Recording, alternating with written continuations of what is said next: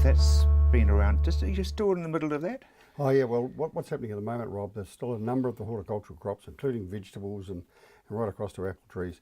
They produce a lot of green tissue at this time of the year, leaf expansion and what have you, and of course it's young, it's prime for, it's nice and succulent, so it's prime for insect damage and also wind damage, which we managed to experience in the weekend. So yeah, just got to be very careful. I have noticed on a lot of the horticultural crops I've been looking at this last fortnight or so, the aphid has started to go away. They're on the wing, as it were, and they just disappear, and that's happening quite rapidly. May still be in potatoes. I haven't had a look at potatoes for a while, so pretty pleased about that. But two-spotted mite, European red mite, they are certainly about, and they love young tissue like that.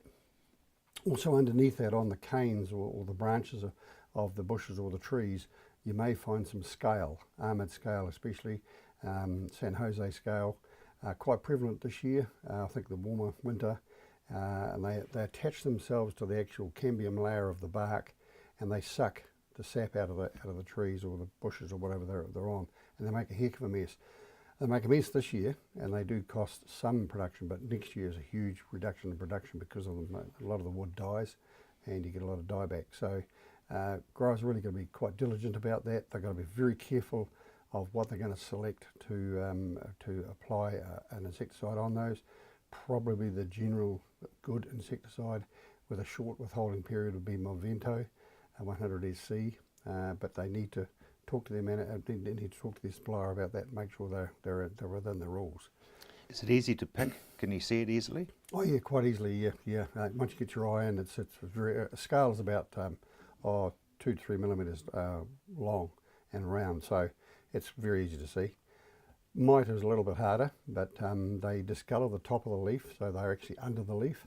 And once you see this discolouring, you could say it's sunburn, but you want to turn the leaf over, pluck the leaf off, turn it over, have a good look at it, and you will see them with a naked eye. But if there's a little red fella ripping around twice the speed of the mite themselves, it's actually a predator and it's actually eating them, so it's doing a good job. Oh, okay. Yeah, and this morning I did see some predation out in a crop of black currant, as it turned out. And I worked out that the threshold of mite versus the population of the predator was high enough to control the problem. So we introduced these naturally, and they're a natural predator. So we do breed them and introduce them to the crops. So depending on the crop, if it's a big apple tree, it might be 4,000 mites to a hectare. You don't have to actually count them, Rob, but but there is an equation. There is an equation, and you introduce those either on leaves or hang them up into the tree, and they look for feed, and the feed obviously is the mites. So that's how the population continues to grow. And because we are having cool, warmer winters these days, these predators, a lot of the population now is wintering over, which they never used to do. So they actually, when the feed comes in front of them again next year, they're there and they'll populate and hopefully do a job there too. So it's a really good strategy. It's very green and clean, and it does really work very well. Yes, good. And nobody likes sprays if they can avoid No, them. absolutely. No, exactly. Couldn't agree more. And I guess if you've got good growth, you've got good weeds. You have. We've got some very good weeds out there this year. Well, we've had the rain, we've had the weeds boost. Some of the harder to kill ones are coming through now. The tall willow herbs, Californian thistles are always there, good old hardy annuals. And to a lesser degree, mallow and cleavers. And they're in all sorts of horticultural crops at the moment. Look, the growers are working hard getting rid of them. They can either cultivate them out or spray them out, depending on the crop and their position they're in. Cultivation works really well, and then usually if you take a paddock of cauliflower or something like that, they'll cover over, and of course the weeds may still be there, but they'll be less prevalent because they don't get the sunlight on them. Bushes and apple trees, obviously they start to cover over with a leaf cover increasing, so that it starts to minimise the pressure. But if we continue to get rain like we have been, they will continue to come. So knock down herbicides such as your glyphosates or your ammonium glufosinate are the way to go there. But the Californian thistle is a hardy one, and he'll be there, and any dry condition or any wet condition, it'll still survive. So you've got to really work hard on those particular. Wait until they've hit the ground with their absolutely get there when they're prostrate. Those outside leaves prostrate, and then get in there and wham, and you'll do a really good job.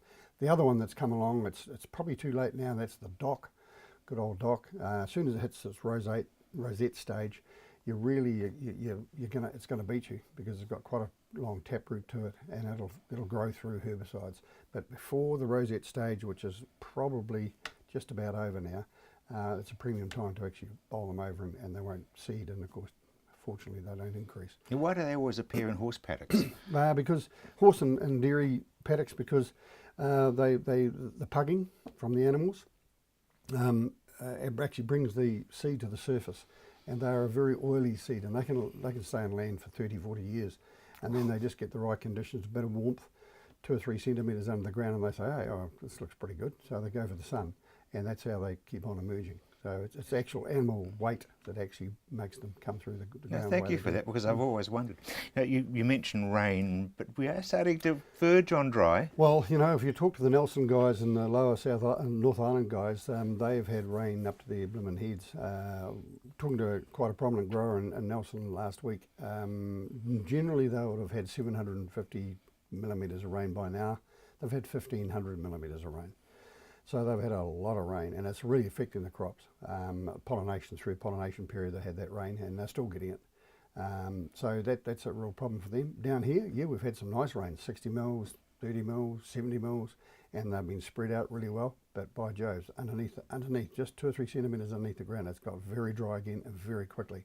And it's these cooler northerly breezes we're getting at the moment, or winds we're getting at the moment. Oh, those nor'westers just suck it out. They just really suck it out. And of course, with more leaf area, there's bigger opportunity for evapotranspiration, and that's what's really happening. So if you've got more leaf, you've got more chance of sucking that water out also on a hot nor'wester day, especially. And also, if the leaf's not operating properly, and if you're not irrigating it properly, it's not operating properly, so therefore it's not filling the fruit. And what happens is once the fruit becomes prominent in the tree or a bush or whatever, it actually takes over the leaf growth, slows it down, and the extension growth the next year slows that down because the energy is going back into the fruit. So there's a transition going on at the moment, but if we continue to get a little bit of rain, it's deceiving. It's what we call a green drought. Looks green on top, but it's actually quite dry underneath. It's a bit scary, isn't it, really? Challenging. Do you have a great Christmas and a Happy New Year, and thank you once again for all your storied support.